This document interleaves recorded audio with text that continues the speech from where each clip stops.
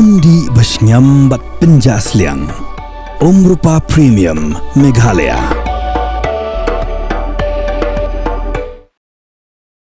Menteri Rangba Kejela Konrad Ki Sangma Ulaong baka Sorkar panamla setiaban pediang dalili ruem ya ke jingberngam bersid da ke sengking atiar Hinyautrap National Liberation Council Henry kum ke Sorkar kan a Jingïada lut ya Baroh compare laki deki MLA lani kirio paiba ha ke jingkran bat kilar patai kubor ha ke khatsan terek ukalalingkot arja punrio menteri Rangba ulai thu ba ke Sorkar kala simkhya bha ya ke jingberngam bersid jong ke seng HNLC persya yu sembut menteri Rangba Kejela ubas nyau bhalang dhar.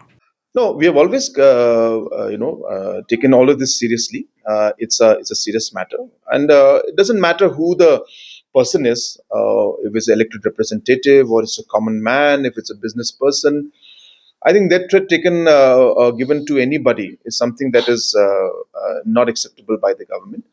And obviously, we work towards ensuring that the safety and security of all our people is there. As I said, it's not the question of whether a person is a elected member, a VIP, or a common man. For us, every single life and every citizen is important. So, obviously, from our side, we take every step to ensure that proper safety and security is given to all our people.